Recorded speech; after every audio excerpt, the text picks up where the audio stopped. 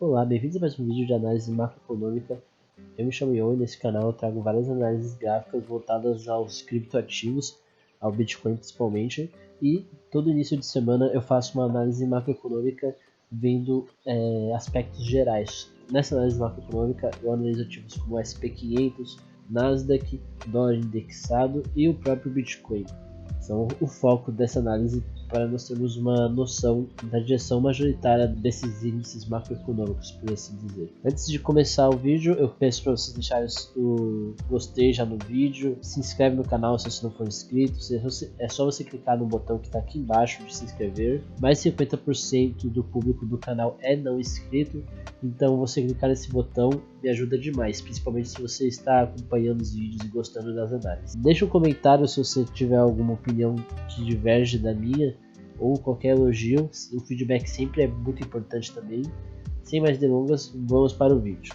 Aqui nós temos o Bitcoin, o nosso canal de alta, que nós havíamos traçado de outras análises semanais, onde no momento nós estamos com dificuldade de superar a metade do canal, estamos andando com volume decrescente a partir desse ponto. Constantemente durante os últimos dias, aqui foi candle de finais de semana, então o volume sempre acaba sendo menor do que o de hoje. Por exemplo, a gente começou a abertura do mercado há pouco mais de 2 horas e a gente já sobrepôs o volume de negociações de ontem e de antes de ontem, porque geralmente o mais comum é que nos finais de semana o volume do mercado fique bem a menos do que nos dias de semana. Mas a gente vê que o preço vem tentando romper essa região de resistência do triângulo ascendente, e a gente consegue ver aqui que vai de 24.160 até 25.000 até no momento. Isso, o triângulo ascendente, ele é um padrão de análise gráfica, um padrão altista, ou seja, de força compradora. Então, assim que nós conseguirmos romper ele para cima, de preferência, a gente com certeza vai ver um aumento no volume. Como nós estamos nesse triângulo ascendente, a gente pode descaracterizar o canal por enquanto e vamos traçar uma linha de tendência de alta que é a do nosso triângulo ascendente. E a gente vê que ela já foi testada uma, duas, a próxima teste seria a terceira vez.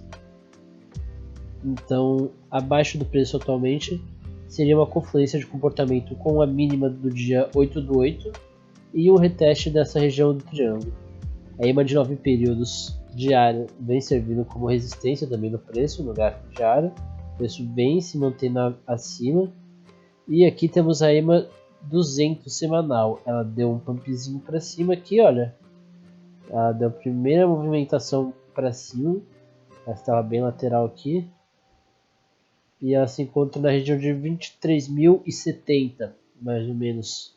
Vamos arredondar aqui. Vou botar 23.060, né? Melhor arredondar para baixo do que para cima. 23.060. Temos aqui a EMA 200. EMA não, a média móvel simples 200 períodos semanais atuando como suporte do preço durante esse bear market. Nós estávamos abaixo dela, testamos ela com resistência, não conseguimos romper. Tentamos romper aqui, não conseguimos, rompemos.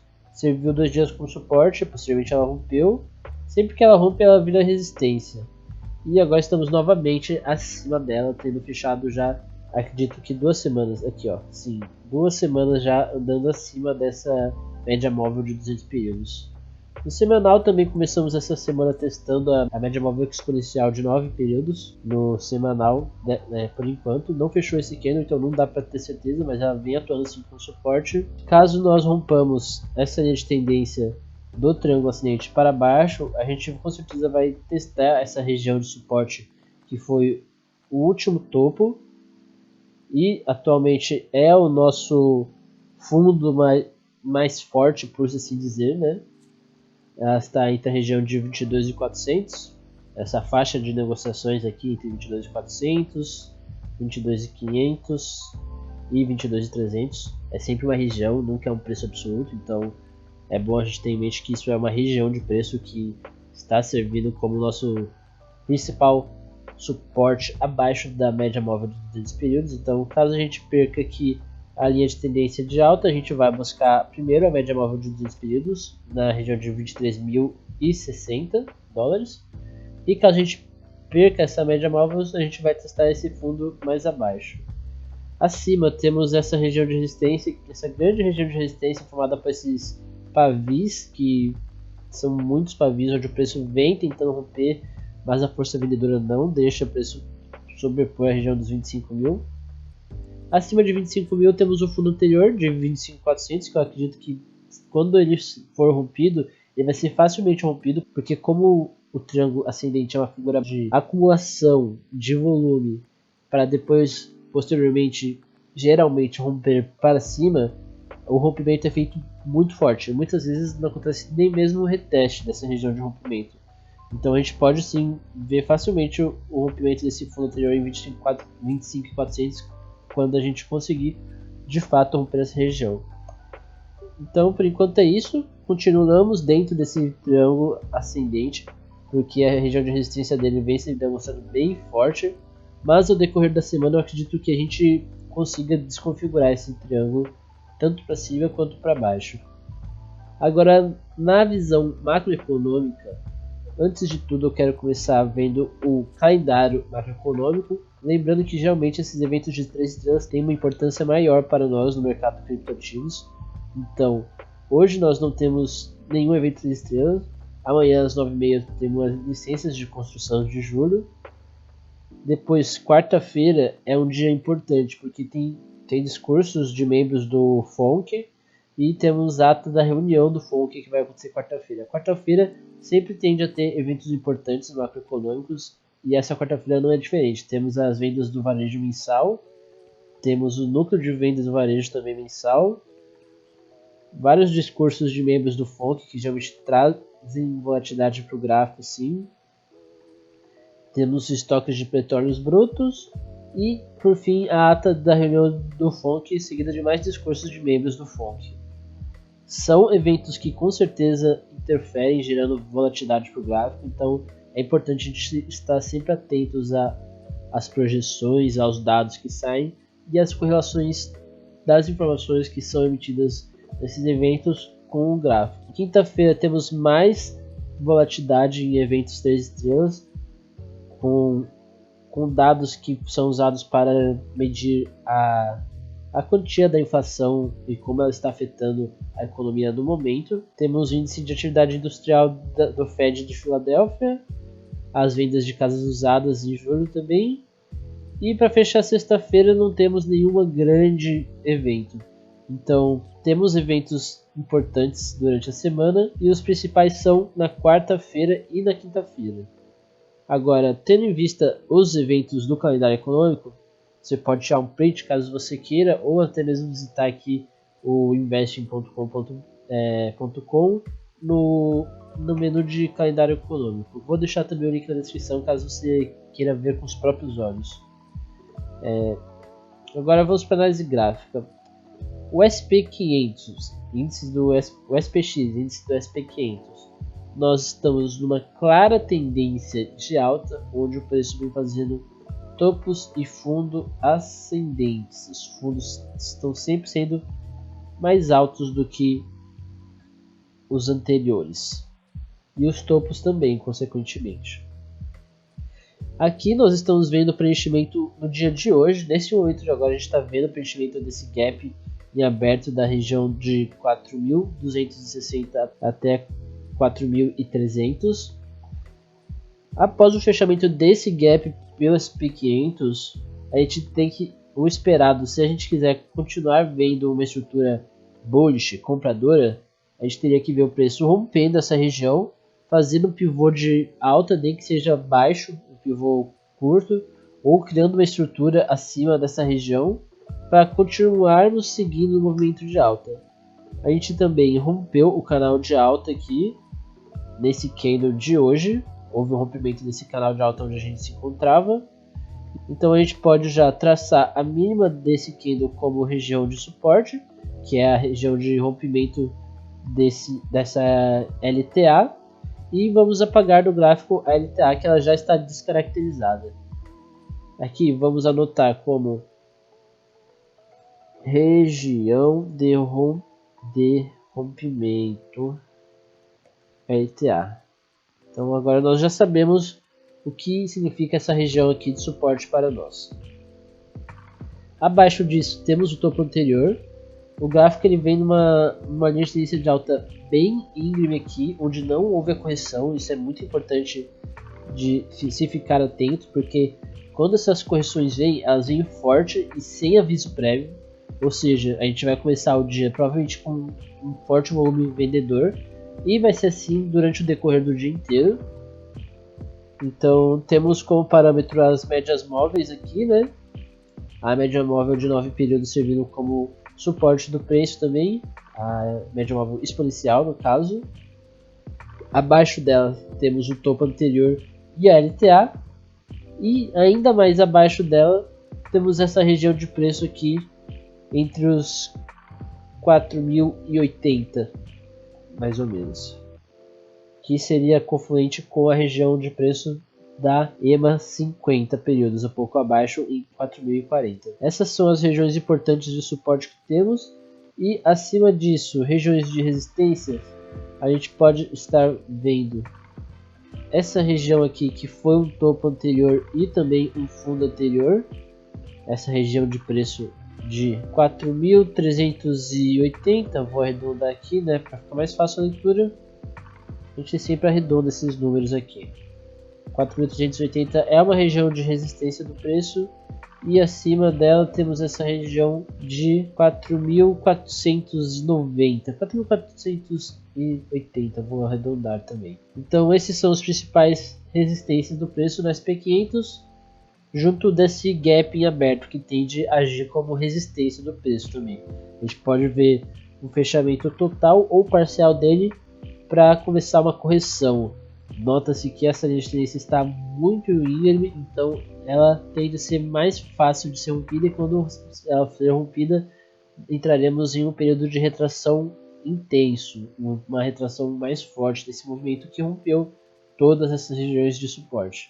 A gente pode estar traçando também uma retração de Fibonacci a partir desse candle, que ele não houve uma retração conclusiva aqui, ela teve esse período de baixa aqui, só que foi o candle que gerou essa tendência onde estamos agora, então eu não contaria ele como uma retração.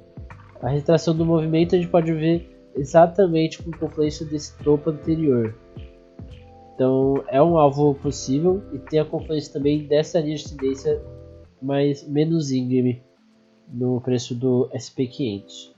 Caso isso venha a ocorrer, no Bitcoin a gente vai buscar sim valores mais baixos, e podemos buscar até mesmo essa outra linha de tendência que a gente traçou, que era a linha de tendência do canal de alta, que acabou sendo se desconfigurado pela formação do triângulo ascendentes, mas ela ainda existe e ainda é uma região de suporte e resistência totalmente confluente com a análise do topo anterior e desse fundo também que foi usado como retração. É isso que a gente vai ver de confluência de comportamento entre o Bitcoin e o SP500.